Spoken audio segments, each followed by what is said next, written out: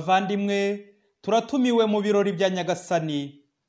Dore amasomo tugiye kuzirikanaho kuri uyu wa gatatu w'icyumweru cya mbere cya Adiventi, tariki ya 4 Ukuboza 2019.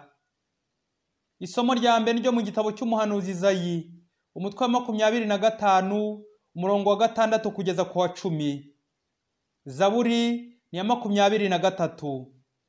Ivanjiri ni yanditswe na Matayo, umutwe wa 15, umurongo wa 29 kugeza ku wa 37. Nyagasani Yezu nabane namwe.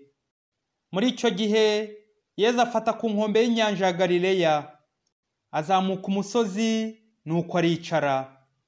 Abantu benshi baramusanga, bazanye abacumbagira, ibimuga, impumyi, ibiragi n'abandi benshi, babashyira imbere ye arabakiza. Nuko rubanda baratangara babonye ibiragi bivuga, ibimuga bikize, abacumbagira bagenda, impumyi zibona, maze basingiza Imana ya Isiraheli. Yezu ahamagara abigishwa be arababwira ati, iyi mbaga nyifitiye impuhwe, kuko hashize iminsi 3 bankurikiye, kandi bakaba badafite ibyo barya.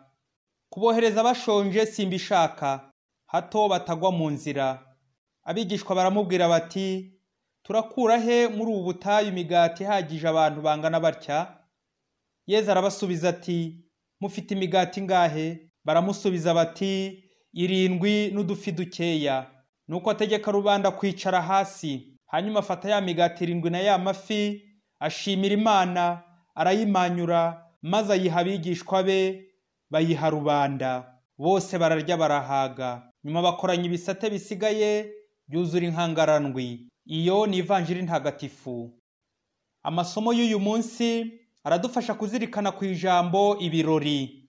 Mu mico y'Abayahudi ndetse no muri Bibiliya, habaga ibirori byo kwakira umwami mushya cyangwa no guhimbaza intsinzi, bikaba mu byishimo. Uko ameza bagateguranya ubuhanga mu biribwa n'ibinyobwa, ubwabyo byari ikimenyetso n'igipimo cy'ubuhangange bw'uwo mwami. Yewe abantu bakomeye bakorerwa iminsi mikuru n'abaturage babo, abari munsi yabo. Uyu munsi wo ni impusane. Mu isomo rya mbere umuhanuzi Izayi araturarikira ko ari Imana igiye kudukorera umunsi mukuru, turya inyama kandi tunywe divayi iryohereye Nyagasani aduhaye. Uhoraho niwe uzadutera ibyishimo. Na Yezu mu ivanjiri ya none turamubona agirira abantu impuhwe, agatubura imigati 7 n'udufi duke, akagaburira abantu benshi cyane. Ikigaragara, uyu mubare nyamwinshi harimo abo Yezu yari amaze gukiza, abacumbagira, ibimuga, impumyi, ibiragi n'abandi benshi badafite epfo na ruguru. Dukurikije imyumvire yacu ya kimuntu, ubundi aba bantu bari kuba bishyuye Yezu serivisi nziza yari abahaye, mbese nka muganga umaze kubavura. Abami, abategetsi, abantu bakomeye tubakorera iminsi mikuru. Nuko rero abaduhaye serivisi bose tukabishyura. Abatuvuye tugakira, tugomba kandi dutegetswe kubishyura. Ni bya bindi bavuga ngo nta cubusa cyangwa ngo kuriya ni kulipa. Kuri iyi si ibyo uriye byose urabyishyura. No kuri ubu umuntu aragutumira mu birori, aho kugira ngo muze kurya ku byo yateguye, ahubwo mukazana ibyo mwamuteguriye mukuye iwanyu. Invitation y'ubu aho kuba ibyishimo isigaye ihinduka amaganya n'agahinda, kuko uwayiguhaye agiye gutangira ajya kwishyuza ngo umutwerere. Nyamara kwa Yezu si uko bimeze. Yezu adukorera umunsi mukuru, akaduhamagara, tugasangira ibyo yaduteguriye, akaduha ibyishimo bye. Umusore wari yashyingiwe, nuko afata telefoni mu museke, ahamagara mugenzi we wari wamutahiye ubukwe ati, none se sha, ko ejo nabonaga uri kwirenza amayoga, ukarura inyama nyinshi uko ubyumva, ntuzi ko ari 1000 gusa wantwerereye? Naraye nkoze imibare y'ibyo wafashe, none rero urongera unzanira 20,000 nishyure. Ubukwe ntabwo ari resitora muvandimwe. Saa 4 zigera wabingejejeho, bitari ibyo ndakurega ku murenge, uburyo usahura kandi udatwerera, bahite bagufunga. Bavandimwe nshuti, ibirori Imana idukorera ntabwo yo itwishyuza. Ese wabona icyo wishyura Yezu gukiza, akakugaburira, akakurinda, akagutunga?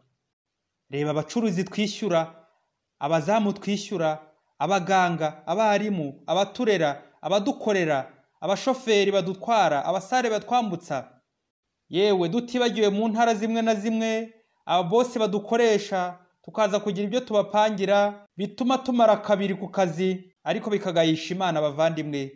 Izo serivisi zose Yezu we aziduha ku buntu, nta kiguzi nta n'ubwishyu. Muvyeyi, hari abantu ushobora guha serivisi ari impuhwe gusa nta kindi bategerejeho. Mukoresha, ushobora guha abantu akazi ari ukugira ngo ubazamure nta bindi bategerejeho ngo barakwishyura mu ngeso z'urukozasoni. Ushobora kugaburira umuntu atabigusabye. Ibirori bivuga ibyishimo, gutera abandi ibyishimo nk'uko Imana itugenzereza, ugasura umurwayi, imfungwa, imfubyi n'umupfakazi, abakene n'indushyi, ukabagaburira nka Yezu udategereje ko bazakwishyura.